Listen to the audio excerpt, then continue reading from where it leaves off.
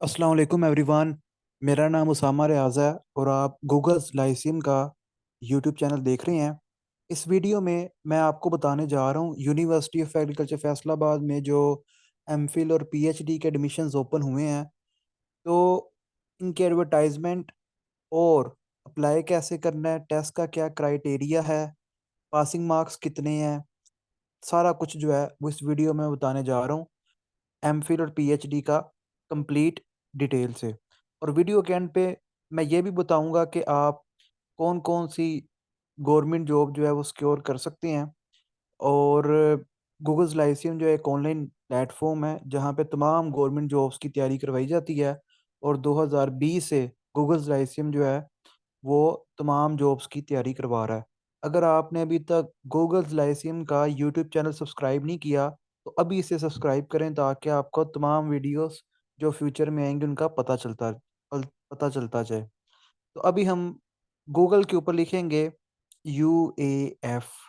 तो UAF मैंने लिखा तो यूनिवर्सिटी ऑफ एग्रीकल्चर फैसलाबाद का पहला लिंक जो है वो आ गया। अब इस लिंक के ऊपर आपने क्लिक करना है। जब आप इस लिंक के ऊपर क्लिक करेंगे तो यूनिवर्सिटी की जो वेबसाइट है वो ओपन हो जाएगी।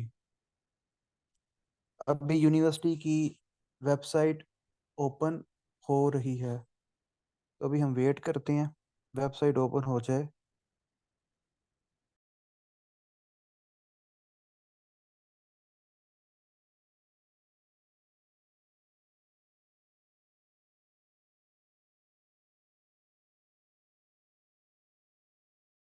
तो मैं बैक गया, पोस्ट पोस्ट ग्रेजुएट एडमिशन्स के ऊपर मैंने क्लिक किया।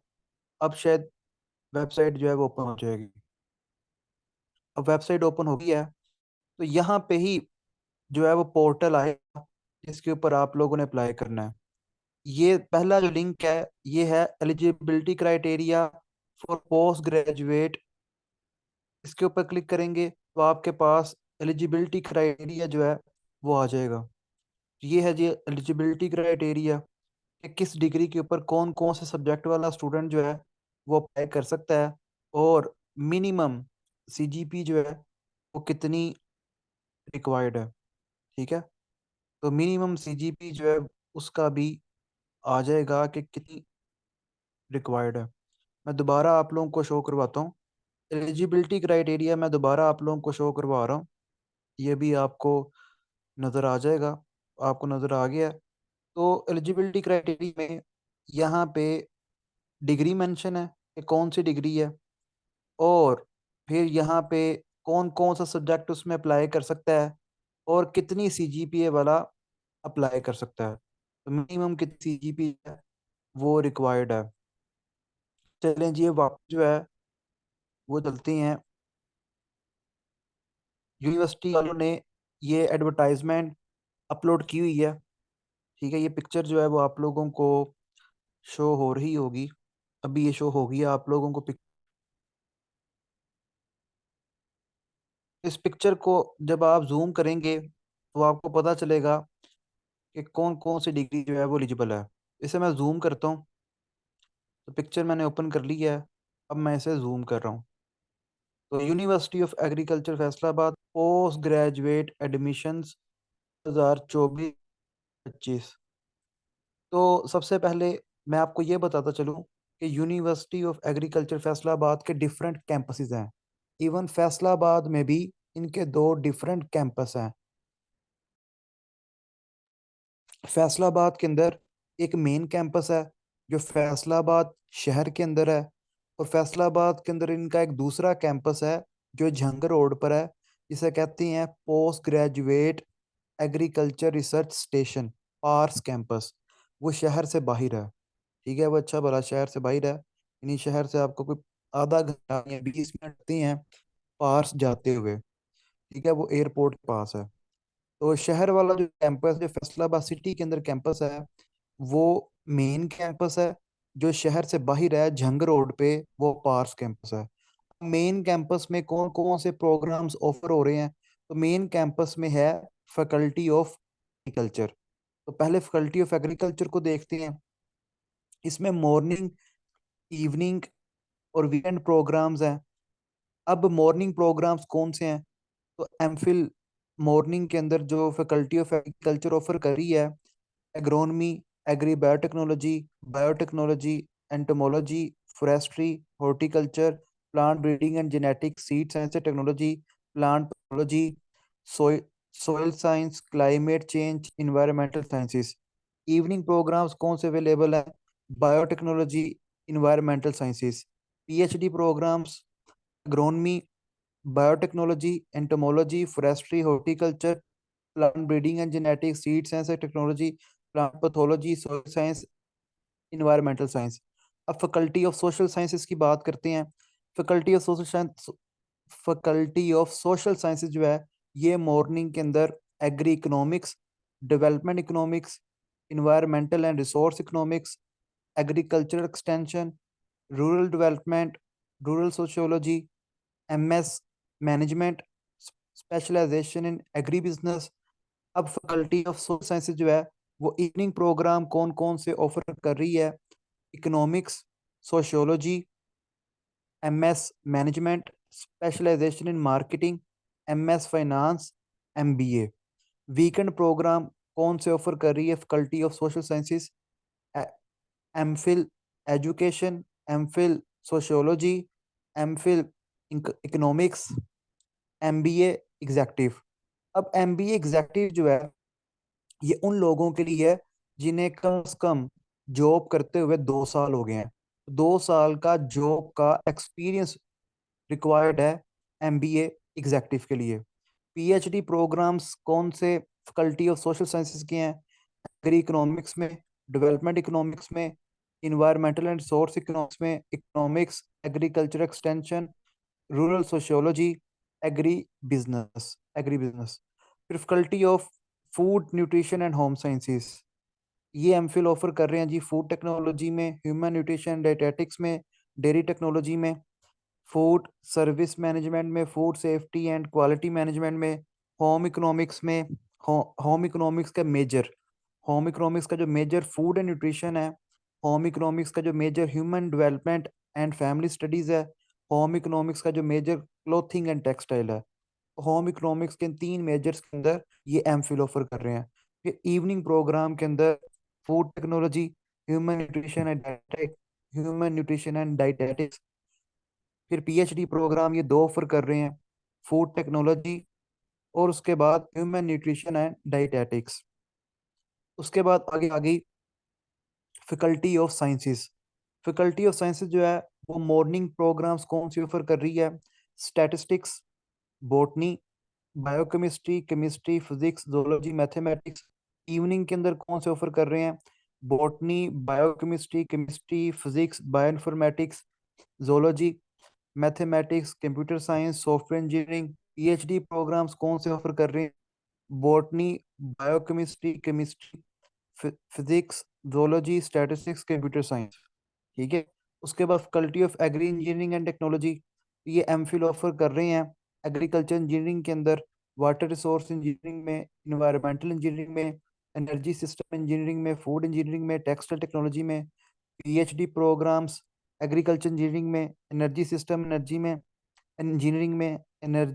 इंजीनियरिंग में, वाटर रिसोर्स इंजीनियरिंग में। फिर फैकल्टी ऑफ बैटरी साइंसेस, ये एमफिल ऑफर कर रही है माइक्रोबायोलॉजी में, एनाटॉमी में, क्लिनिकल मेडिसिन एंड सर्जरी में, parasitology, pathology, physiology, pharmacology, थिरियोजेनोलॉजी। I am really sorry अगर मेरी कोई प्रोनाउंसिएशन गलत हो जाए। Epidemiology and public health. Evening के अंदर ये माइक्रोबायोलॉजी ऑफर कर रहे हैं। फिर पीएचडी प्रोग्राम्स के अंदर वही anatomy, CMS, microbiology, parasitology, pathology, physiology, pharmacology और थीरियो। ठीक है, ये ऑफर कर रहे हैं। फिर फैकल्टी ऑफ एनिमल हस्बेंड्री जो है, मॉर्निंग के अंदर animal breeding and genetics, animal nutrition, livestock management, poultry sciences. PhD programmes ये कौन से ऑफर कर रहे हैं? Animal breeding and genetics, animal nutrition, livestock management और पोल्ट्री साइंस। उसके बाद आगे चलते हैं जी। आगे है पार्स कैंपस। अब पार्स कैंपस है, ये मॉर्निंग प्रोग्राम कौन से ऑफर कर रहे हैं? Botany, chemistry, physics, zoology. Evening programme ये कौन से ऑफर कर रहे हैं? Botany, chemistry, physics, zoology. फिर यूएएफ सब कैंपसेस और भी हैं। टोबा टेक्सिंग के अंदर है। टोबा टेक्सिंग वाले मॉर्निंग के अंदर क्या ऑफर कर रहे हैं? Poultry science, computer science, chemistry, animal nutrition, zoology, human nutrition and dietetics. Weekend programme ये कौन सा ऑफर कर रहे हैं? MBA executive. फिर पीएचडी प्रोग्राम ये कौन सा ऑफर कर रहे हैं? Poultry science. Burewala Vehari campus ये मॉर्निंग के अंदर agronomy, horticulture, soil science, plant breeding and genetics, plant pathology, entomology, food technology, computer science, environmental science, इनका इवनिंग में नहीं है।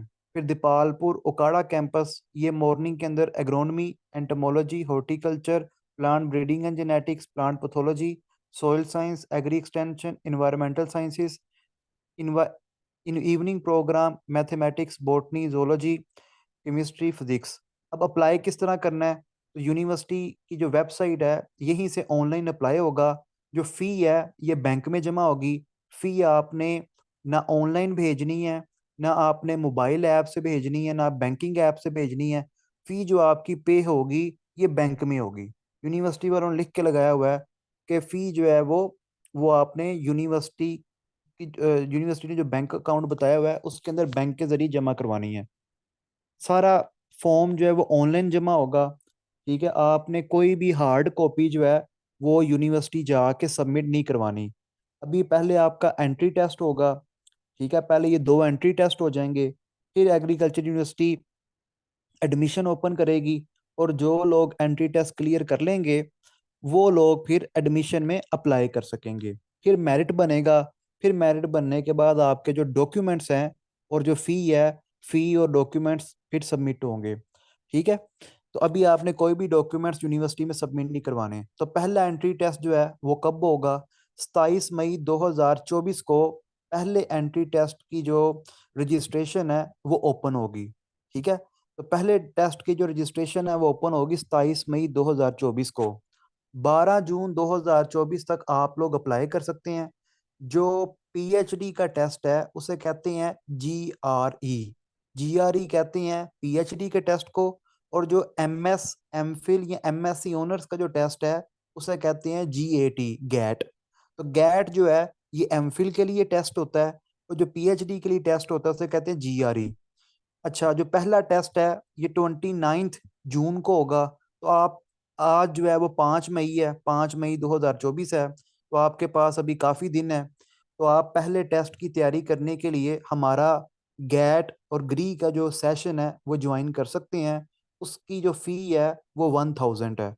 हमारा जो बैच है उसके अंदर आपको क्वांटिटेटिव रीजनिंग, वर्बल रीजनिंग और एनालिटिकल रीजनिंग की जो है वो तैयारी करवाई जाएगी। तो वो स्टूडेंट्स जिनको लगता है कि उनका मैथ वीक है, वो वर्बल, क्वांटिटेटिव और एनालिटिकल रीजनिंग की तैयारी खुद नहीं कर सकते, तो वो हमारा गैट और जीआरई का बैच ज्वाइन करके जस्ट 1000 में, देखिए इस टेस्ट की जो फीस है वो 1500 है। ठीक है, और आपने टेस्ट देने जाना भी है, उसके अलहदा अखराजात होंगे। तो आपने एक दफ़ा ही जो है वो हमारा सेशन ज्वाइन करना है, और वर्बल, एनालिटिकल और क्वांटिटेटिव रीजनिंग का जो पोर्शन है वो जस्ट 1000 में आपने वो सीख लेना है, वो आपका हो जाएगा।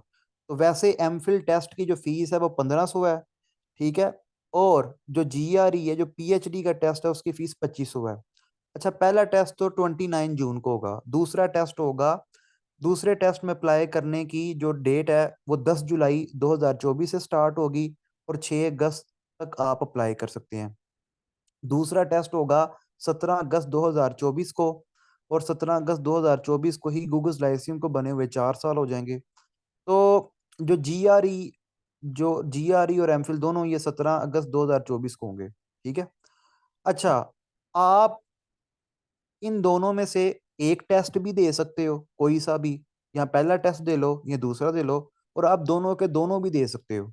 अगर आपके पहले टेस्ट में 80 मार्क्स आ जाते हैं और दूसरे टेस्ट में 50 मार्क्स आ जाते हैं, ठीक है, तो आपके जो मैक्सिमम मार्क्स हैं, जो ज़्यादा से ज़्यादा मार्क्स हैं, वो कंसीडर किए जाएंगे। यानी जिस टेस्ट में भी आपके ज़्यादा मार्क्स होंगे वो कंसीडर किए जाएंगे। ठीक है, तो मार्क्स कौन से कंसीडर होंगे? जिस टेस्ट में ज्यादा होंगे। ठीक है, तो टेस्ट आप जितने मर्जी दो, एक दो या दो दो, एक टेस्ट दोगे तो एमफिल के एक टेस्ट की फीस 1500 है।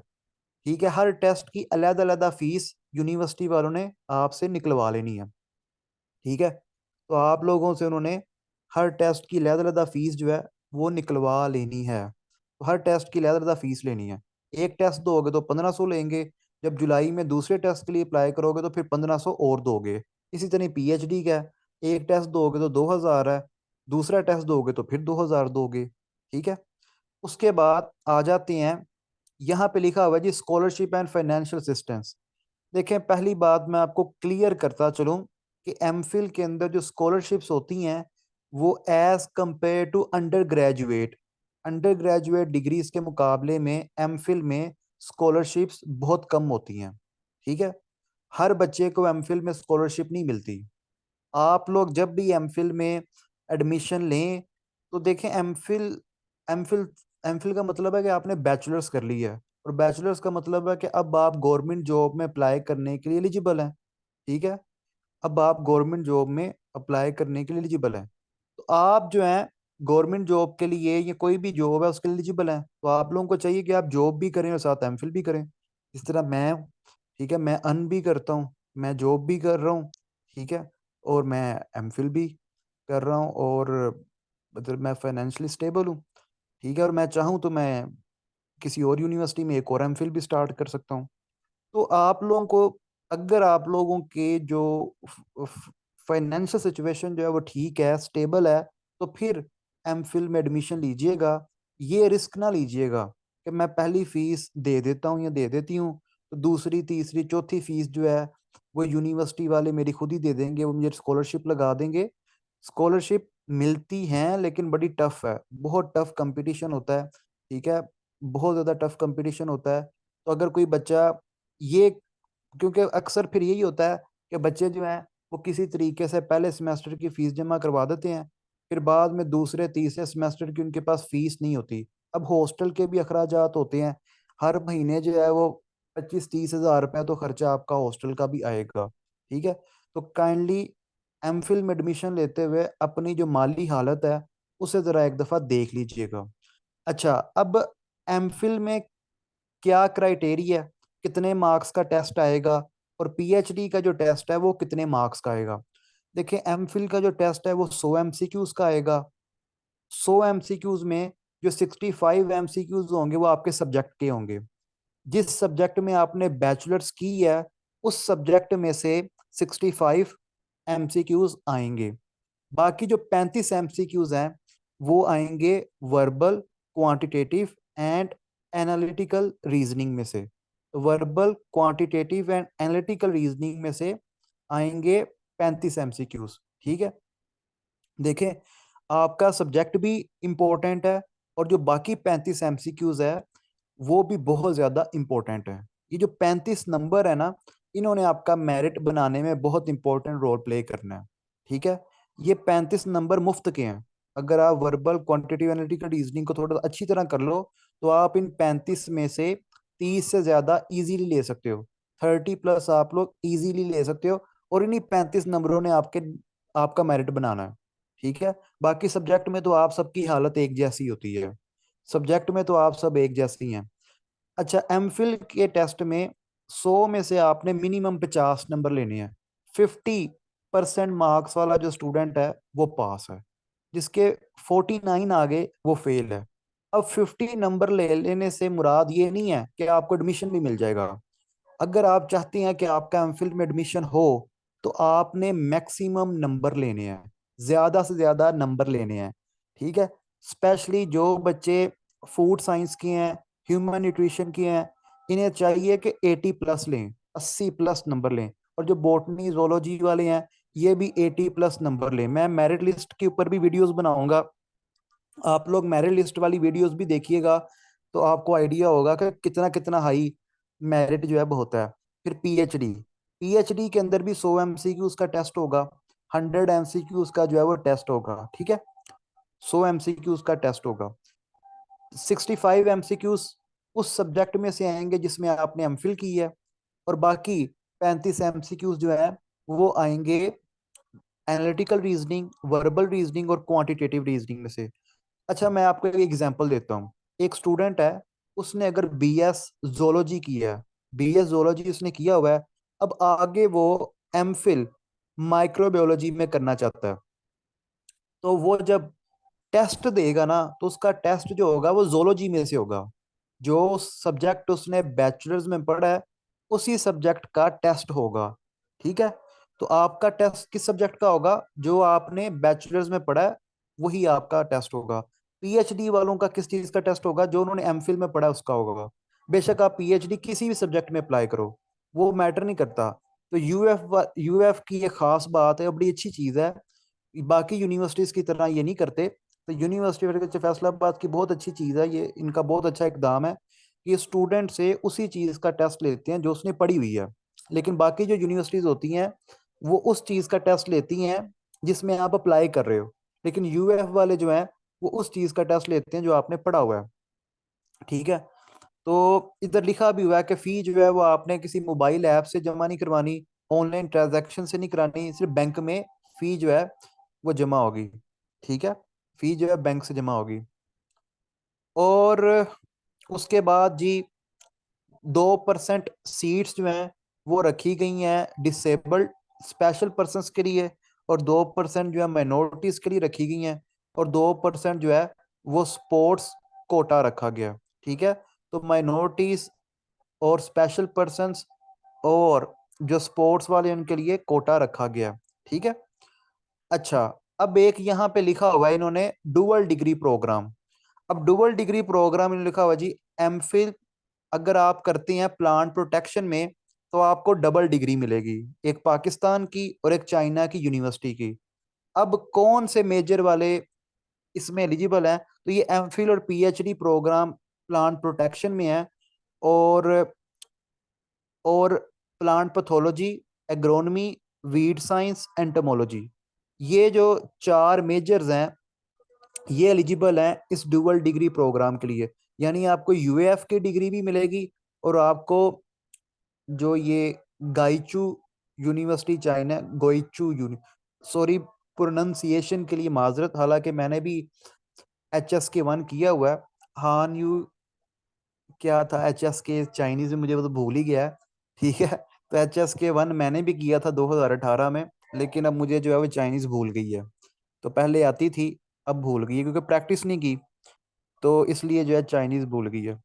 तो ये थी जी एडवर्टाइजमेंट। अब इसकी तैयारी कैसे करें?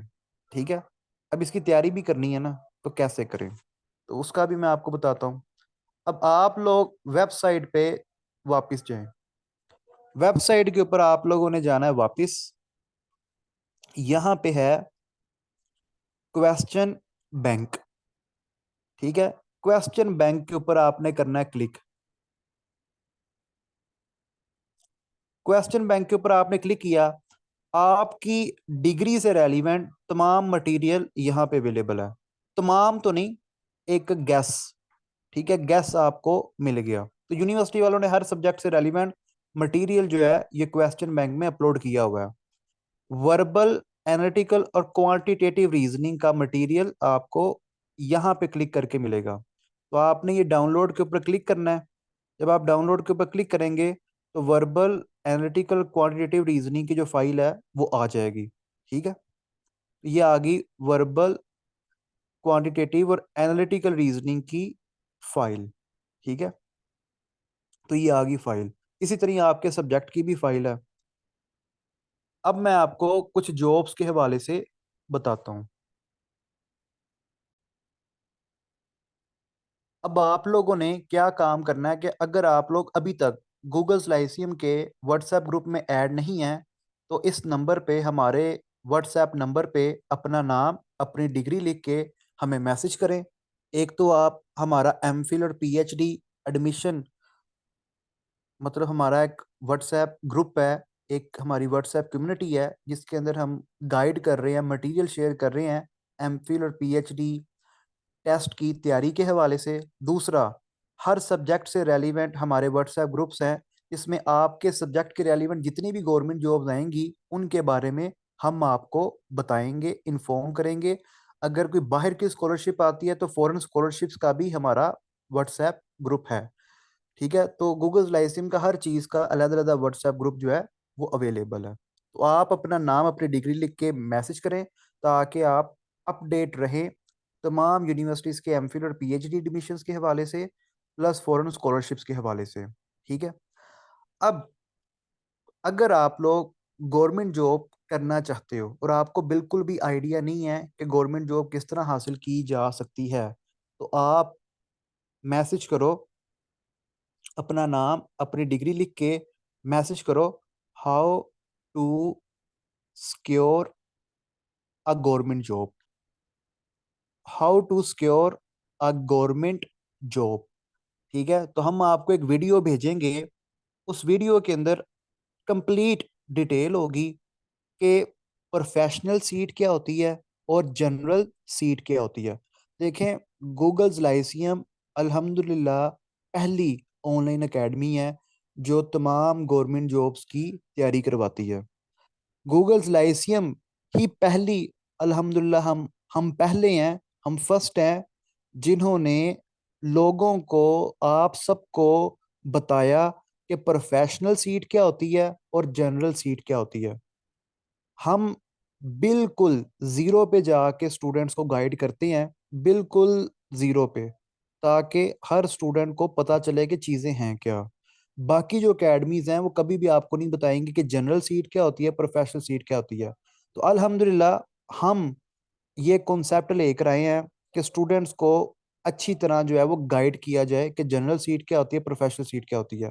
तो आप अपना नाम, अपनी डिग्री लिख के हमें मैसेज करें, हम आपको वीडियो भेजेंगे, आप उसको देखें, आपको आइडिया होगा। अगर आप C S S P M S aspirant हैं तो फिर C S S P M S लिख के हमें सेंड करें, हम आपको C S S P M S की वीडियो अपनी भेजेंगे, उसे देखें तो आपको आइडिया होगा। एक और चीज़, अगर आप गवर्नमेंट जॉब्स की तैयारी करना चाहते हैं तो फिर आप हमारा बैच नंबर 28 ज्वाइन कर सकते हैं।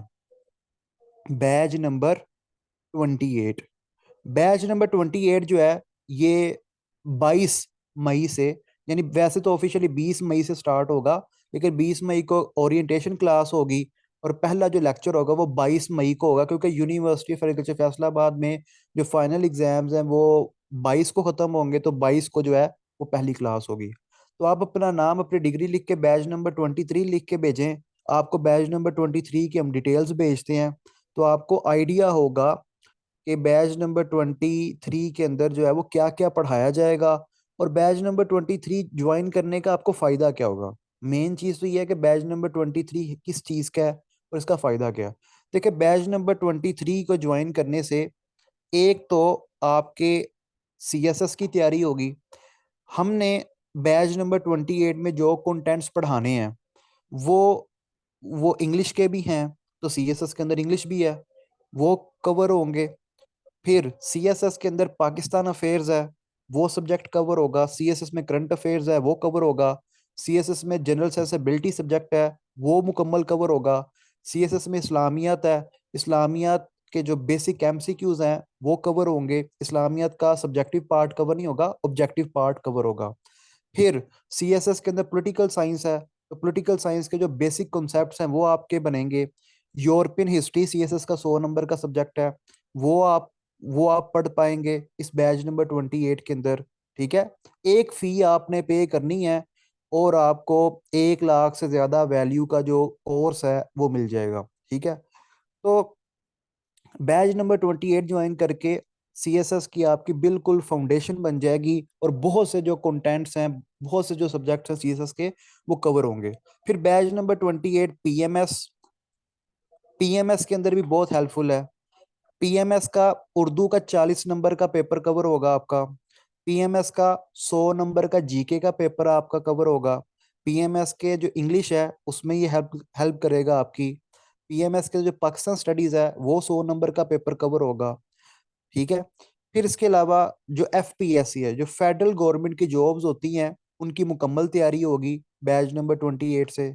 जो पंजाब गवर्नमेंट की जॉब्स हैं पीपीएससी के जरिए जो आती हैं, पंजाब पब्लिक सर्विस कमीशन के जरिए, जो how to secure a government job है ना, उसके अंदर डिटेल से बताया हुआ है यानी उस वीडियो के अंदर डिटेल से बताया हुआ है कि पीपीएससी क्या है, एफपीएससी क्या है, और इनकी जॉब्स कौन कौन सी हैं।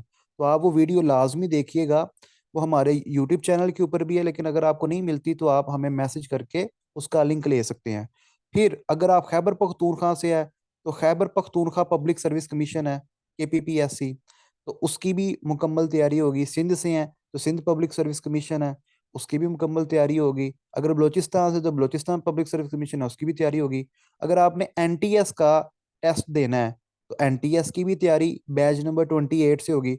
हमने बैच नंबर 28 को ऐसे डिज़ाइन किया हुआ है कि उसके अंदर तमाम जो पब्लिक सर्विस कमीशंस हैं, ये जो तमाम टेस्टिंग सर्विसेज हैं, ठीक है, उनके कंटेंट्स कवर होंगे। आपको बार बार कोई बैच ज्वाइन करने की जरूरत नहीं पड़ेगी। बैच नंबर 28 की वैसे तो फीस 5,000 है, लेकिन आप लोगों के लिए 40% डिस्काउंट ऑफर है। अगर आप लोग 10 मई तक बैच नंबर 28 को ज्वाइन करते हैं तो आप लोग जस्ट 3,000 के अंदर बैच नंबर 28 को ज्वाइन कर सकते हैं। 10 मई के बाद 5,000 ही बैच नंबर 28 की फी होगी।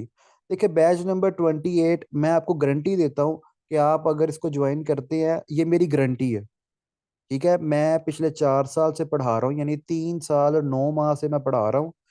तो ये मेरी गारंटी है कि आपके पैसे ज़ाया नहीं होंगे। आप बहुत कुछ सीखेंगे।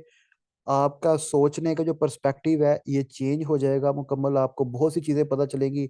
हमने इंग्लिश पढ़नी है, हमने उर्दू पढ़नी है, पाकिस्तान स्टडीज़ पढ़नी है, इस्लामियत पढ़नी है, जनरल साइंस पढ़नी है, एबिलिटी पढ़नी है, जनरल मैथमेटिक्स पढ़ना है, बेसिक कंप्यूटर स्टडीज़ पढ़ना है, ज्योग्राफी पढ़नी है, करंट अफेयर्स पढ़ना है, ठीक है।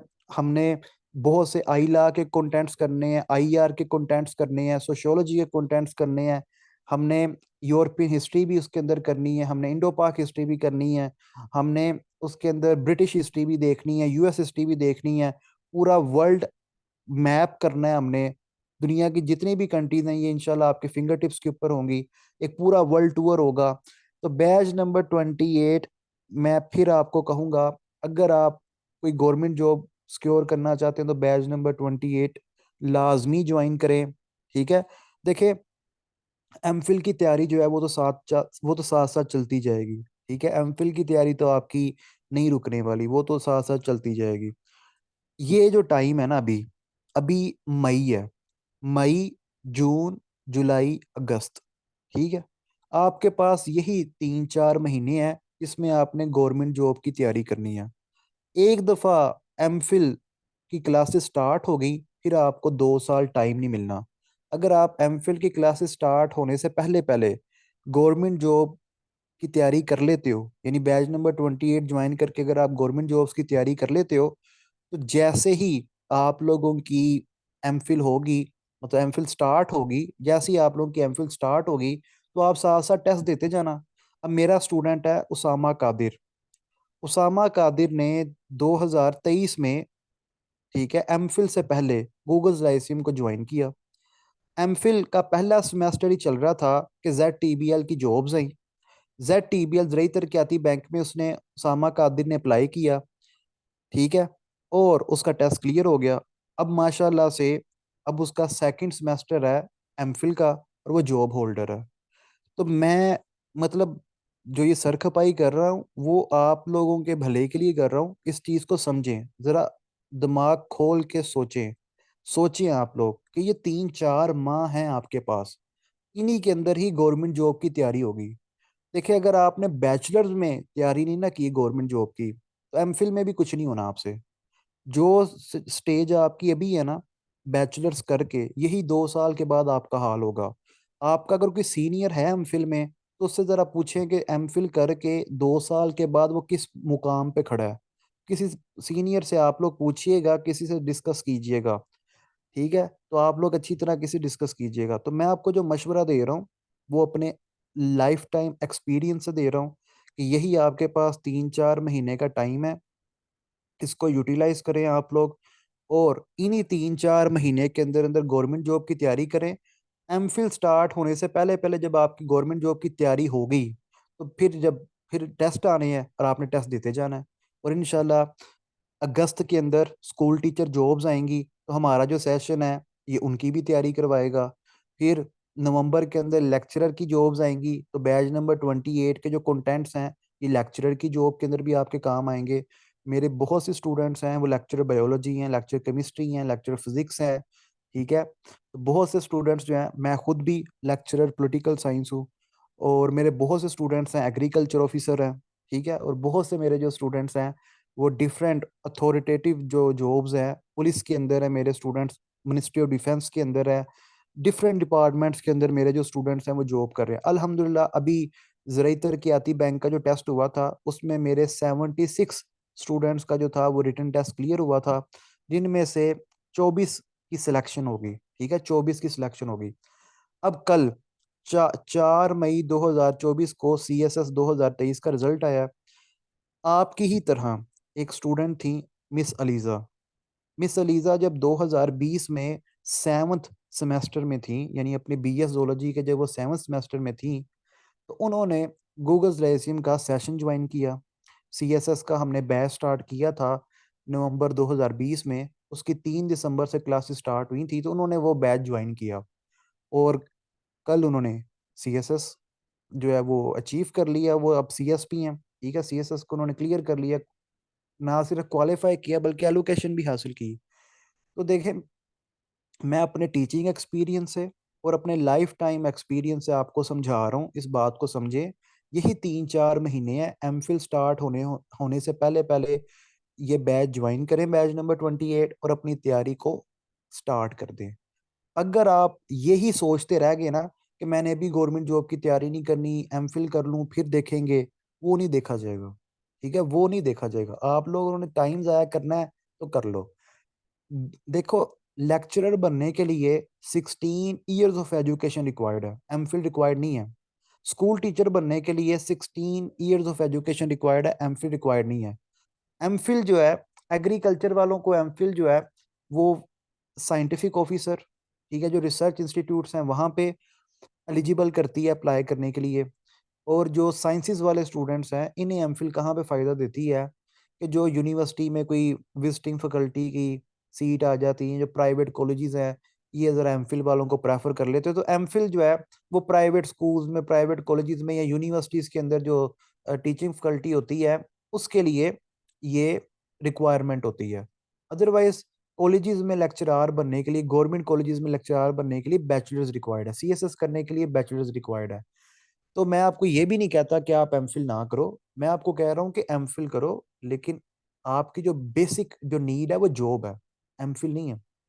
आप MPhil स्टार्ट होने से पहले पहले अपनी जॉब की तैयारी जो है वो मुकम्मल करो। ठीक है, वो ज़्यादा ज़रूरी है। अच्छा, अब कुछ स्टूडेंट्स ने MPhil की भी तैयारी करनी होगी, तो हमारा जो MPhil की तैयारी का जो बैच है वो अगले वीक से स्टार्ट होगा। ये जो अगला सैटरडे है, जो कमिंग सैटरडे है, तो सैटरडे संडे को क्लास हुआ करेगी। हमने verbal reasoning, quantitative reasoning, analytical reasoning करवाना है। ठीक है, वर्बल रीजनिंग, क्वांटिटेटिव रीजनिंग और एनालिटिकल रीजनिंग। 1000 रुपी फी है। आपके सब्जेक्ट से रेलिवेंट हमने जस्ट गाइड करना है कि आप अपना सब्जेक्ट जो है वो कैसे प्रिपेयर कर सकते हैं, लेकिन हमने आपको आपके सब्जेक्ट की तैयारी नहीं करवानी। ठीक है, मैं कोशिश करूंगा कि मैं बॉटनी, केमिस्ट्री, ठीक है, मतलब इन लोगों को जो भी मेरे पास मटेरियल पड़ा हुआ है, फिजिक्स का भी है, तो मैं आपको थोड़ा बहुत मटेरियल जो मेरे पास पड़ा हुआ है वो भी मैं आपके साथ शेयर करूं।